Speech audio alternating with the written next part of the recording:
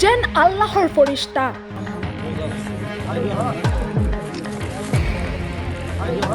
ঘোষণাই নহয়, প্ৰকৃতপক্ষে বন্যাৰ্তৰ পক্ষত থিয় দিছে আজমল।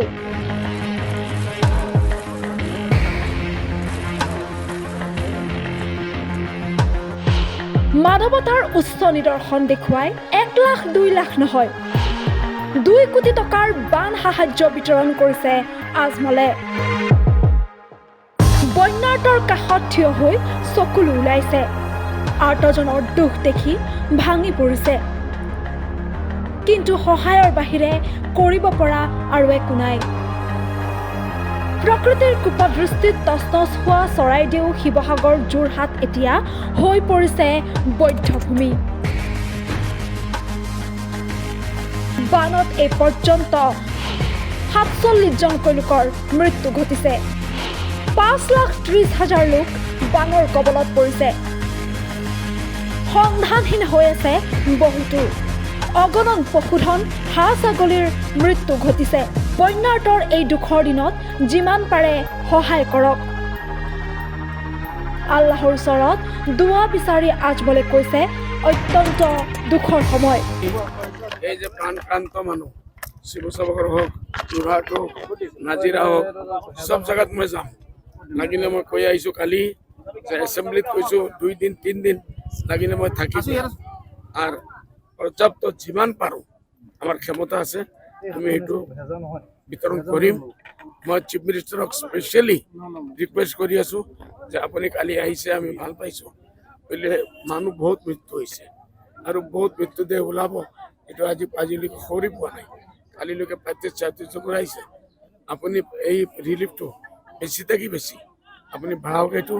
আৰু মানুহৰ যে মৃত্যু ক্ষতি আছে, জানুৱাৰৰ ক্ষতি আছে, মাটিৰ ধানৰ খেতিৰ ক্ষতি আছে, এইসব আপুনি এষ্টেবলিছ বাঢ়াওক।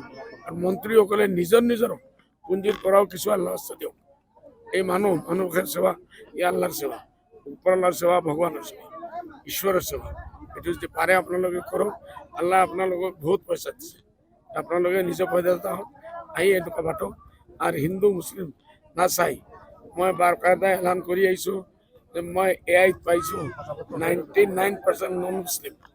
আমি 99% নন মুছলিমৰ কাৰণে আহিছোঁ। বাকী লাগে 2 দিন 1 দিন থাকি আৰু 10% আমি আমাৰ মুছলিম বা অন্য কোনো ধৰ্ম যিসকল আছে জাতি ধৰ্ম বৰ্ণৰ ওপৰত উঠি আমি এই ৰিলিফটো আমি বাঢ়ি যাওঁ।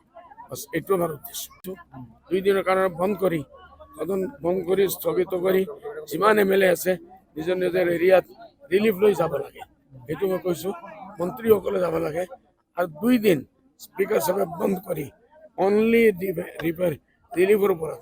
গুৱাহাটীত আজি ফ্লাড আহিলে কি হয়, মানুহ অৱস্থা ভয়াৰ হৈ যায়। আমাৰ গোটেই অসমত এইটো হৈ আছে। এইটোৰ কাৰণে স্থায়ী কোনো সমাধান চৰকাৰে ল'ব লাগিব। দিল্লী চৰকাৰ, অসম চৰকাৰ চবে মিলি এইটো পাৰ্মানেণ্ট চলিউশ্যন ওলাব লাগে। এইটোৰ কাৰণে মই কালি সদনত মই ৰিকুৱেষ্ট কৰিম। আপোনালোকে জানে, আমিও জানো টাইম লাগিব, it will tech time.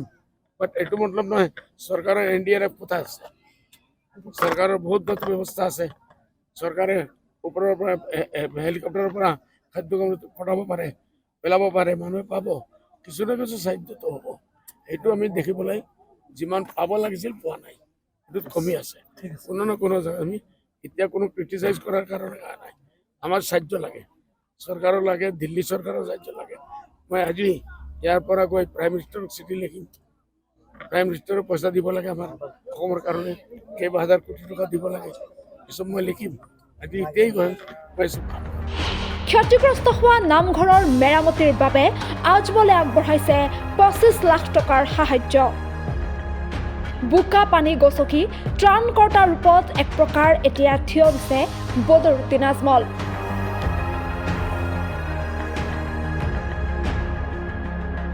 News desk report, time 8।